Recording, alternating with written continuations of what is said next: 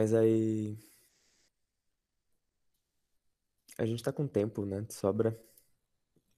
E hoje a gente vai entrar um pouquinho na sociologia. Espero que a professora não ache ruim. Mas é importante pra gente falar do Marx depois. Então, podemos começar? Acho que sim, né? São 5h40 já. Ela já falou? Então, eu nem peguei tudo que tinha de Weber, porque foi mais pro lado da filosofia, mas tem tipo uma parte de dominação, sociedade da dominação, um negócio assim. Aí eu não peguei, não. Então, é muito rápido essa aula. Mas que bom, né? Um monte de gente cansada com esse frio.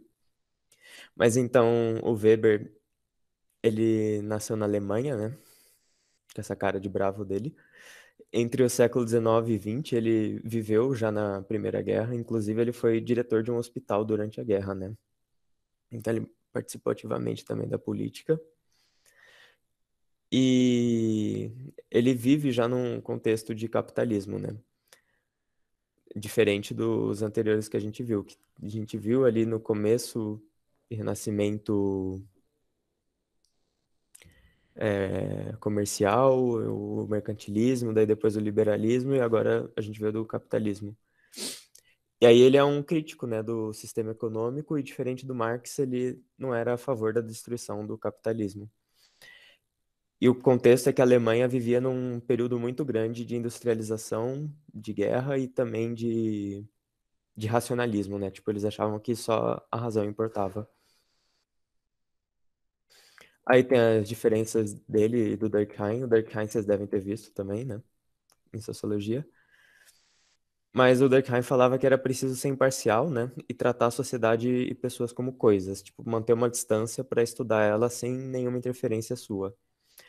Aí o Weber já fala que a gente deve ser parcial, sim, porque a gente faz parte da sociedade, né? A gente é a sociedade. Então não tem como a gente estudar ela sem querer tirar dela a subjetividade que ela tem, né?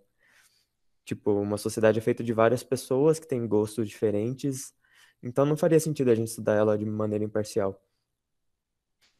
Aí, de novo, pro Durkheim, a natureza se sobressai, né? Ela é mais importante, né, do que o ser humano, no sentido de que, independente do que o ser humano fizesse, existiria uma sociedade. É, meio que todos os caminhos levariam a isso, sabe? Uma hora ou outra a gente iria viver em sociedade. E aí, pro Weber, os atos sociais, né, que é o que ele fala, a teoria dele, elas ocorrem só de acordo com as nossas atitudes. É a gente que constrói a sociedade. E isso é bem interessante, porque ela mostra um pensamento do contexto, né, que está na época. Porque se a sua atitude social constrói a sociedade e a sua atitude social depende do momento histórico em que você vive, serve até tipo uma teoria decolonial, né? Aqui a gente vê muitos filósofos da Europa, mas quem for para as faculdades de humanas vai ver muito, muito filósofo brasileiro. E isso é extremamente essencial, né? Porque a gente aqui tem o nosso pensamento, o nosso ato social é diferente na época do Weber na Alemanha. Então a gente é um ser histórico. Então, pro Durkheim, tanto faz, né? Porque o ser humano, a sociedade independe do ser humano, ela vai existir de qualquer maneira. E aí pro Weber ele já faz esse recorte, né? Tipo, a gente aqui brasileiro é uma outra sociedade, né?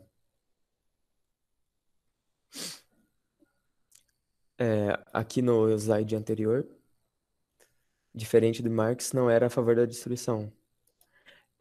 Seria a destruição do capitalismo, não destruição da sociedade. O Weber ele criticava o capitalismo, mas ele era um crítico só. Do capitalismo, não da sociedade nem do mundo. O Marx não queria isso, não. Mas então, essa ideia de decolonialismo é muito importante, né? Não para o Weber, ele não falava disso, mas se a gente pegar essa ideia dele, é essencial que a gente estude teorias brasileiras, por exemplo. porque elas influenciam os nossos atos sociais, que influenciam a sociedade. Então, assim, pro Weber é tipo ser humano, é, que daí ele tem uma setinha, me imaginando assim, ser humano, uma setinha, ato social, setinha sociedade. Pro Weber é direto, é tipo assim, sociedade e ser humano, sabe? Não sei se ficou confuso. Pro Weber, não, pro Durkheim. Acho que ficou meio confusa essa ideia. Mas é isso, pro Durkheim, a sociedade independe do ser humano. E pro Weber, ela depende dos nossos atos históricos, atos sociais. E falando nos atos sociais, tem quatro: dois irracionais e dois racionais. Os afetivos, né, que são gerados pelo sentimento, como orgulho, ódio, amor, paixão, e a gente não tem controle sobre eles. E os tradicionais, que são ligados à questão tradicional, como costume, hábitos, que são enraizados. Tipo, por exemplo, quando alguém fala saúde, alguém espirra, um negócio bem bobo. E a pessoa responde amém. Tipo assim, é algo enraizado até religiosamente, né? Inclusive dizem que isso é um costume da Idade Média, que foi passando e chegou até a gente aqui no Brasil. E que nem o Weber ele falava, é, o capitalismo ele exige muito racionalismo, né? Então é um contexto de racionalismo, de valorização da razão. Então, por consequência, o capitalismo ele também vai meio contra os atos sociais e racionais. Tem uma desvalorização, né, do emocional e das tradições. E aqui, então, os atos sociais racionais tem aquelas ações movidas pela finalidade, que são as ações que a gente faz através da razão, como, por exemplo, pensar na trajetória para um caminho mais curto. Tipo, você quer ir para o centro da sua cidade e aí você está dirigindo e meio que calcula todo o caminho. Ou, por exemplo, estudar para vestibular, você tem uma finalidade, sabe? Você faz aquilo querendo atingir alguma coisa. E aí tem as movidas por valores também, que seriam ligadas a valores morais, religiosos, éticos, como, por exemplo, rezar. Ela é uma atitude racional ligada à religião. Então, nas racionais, no capitalismo, ele tem uma valorização, os atos sociais racionais. É isso que está falando nesse slide, né? Como o capitalismo é racional e complexo, as pessoas inseridas nele tendem a se afastar dos atos sociais e racionais, com ênfase nos tradicionais também. E aí, alguém tem alguma dúvida?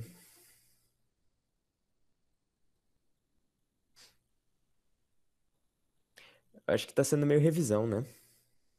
Essa aula. É... Sobre a ética protestante e capitalismo, foi o livro famoso dele. Já está acabando agora a aula.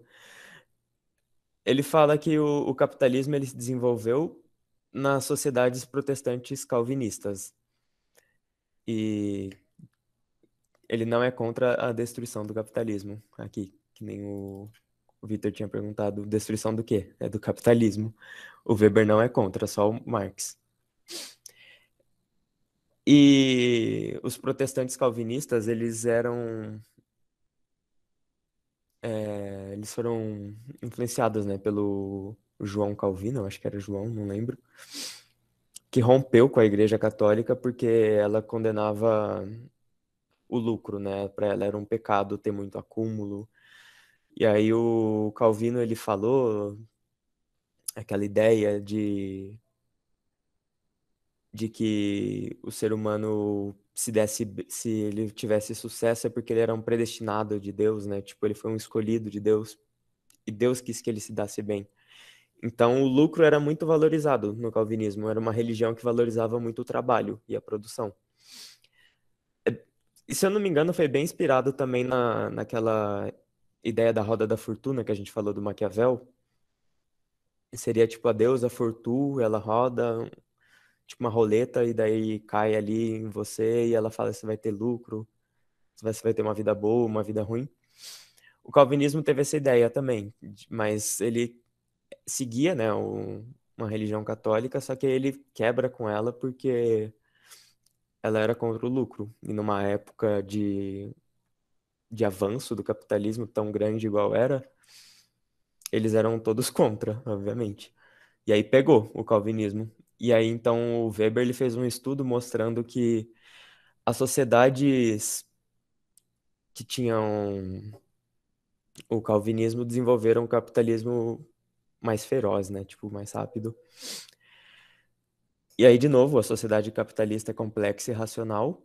E a base do calvinismo é a poupança, porque ele falava que se você atingisse juntasse muito dinheiro, né, era um bom sinal porque Deus gostava de você. Mas o o calvinismo meio que não existe, né? Mas pelo menos não aqui. E muito disso a Igreja Católica criticava muito o lucro, mas por outro lado ela tinha as indulgências, esse tipo de coisa.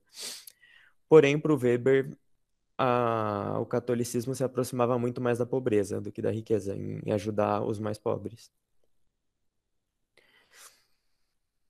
É, alguém tinha falado, né, que parece que o Weber seria um bom ator de novela de época, eu acho. Não sei se era de época que estava escrito, mas realmente. Nossa, ele parece muito o Freud daquela série da Netflix, não sei se alguém já viu. Parece muito, não parece? É isso, gente. Acabamos super rápido. Agora um exercício do Enem. Finalmente, né? Eu sempre falo que vai acabar cedo e nunca acaba. Então, vamos ler o exercício do Enem. Tal como apresentada no texto, a proposição de Max Weber a respeito do processo de desencantamento do mundo evidencia o. Então, o texto agora. A crescente intelectualização e racionalização não indicam um conhecimento maior e geral das condições sob as quais vivemos. Significa a crença em que, se quiséssemos, poderíamos ter esse conhecimento a qualquer momento. Não há forças misteriosas e incalculáveis, podemos dominar todas as coisas pelo cálculo. Ou seja, né, a exacerbação do racionalismo. Então, como foi apresentado, a proposição do Weber a respeito do processo de desencantamento do mundo evidencia, letra A, o progresso civilizatório como decorrência da expansão do industrialismo. Letra B, extinção do pensamento mítico como desdobramento do capitalismo. Letra C, emancipação como consequência do processo de racionalização da vida. Letra D, afastamento de crenças tradicionais como característica da modernidade. Ou letra E, fim do monoteísmo como condição para a consolidação da ciência.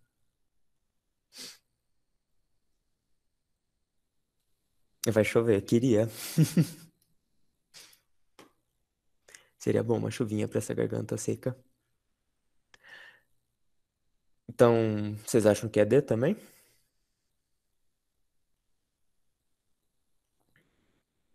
Porque tá correta, é a letra D.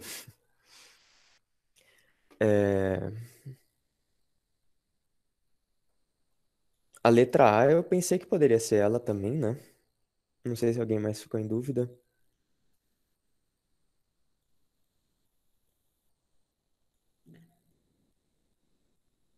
Porque a Alemanha estava em época de expansão do industrialismo. A letra B eu achei nada a ver, essa distinção do pensamento mítico. A letra C, emancipação como consequência do processo de racionalização da vida. Essa aqui, para falar a verdade, eu nem entendi do que ele tá falando. Emancipação, não sei do que. Mas eu fiquei entre a A e a D. Mas a A eu acho que não pode ser, porque não é bem o foco do texto, né? Alguém tem alguma dúvida, gente, da aula? Finalmente uma aula rápida.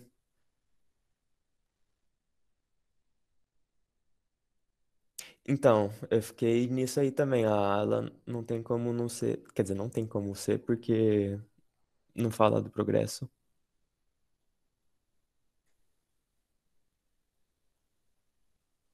Ele fala mais sobre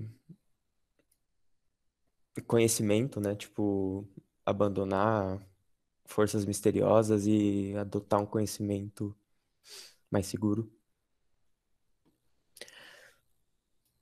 Vamos parar de fake news, é tipo isso.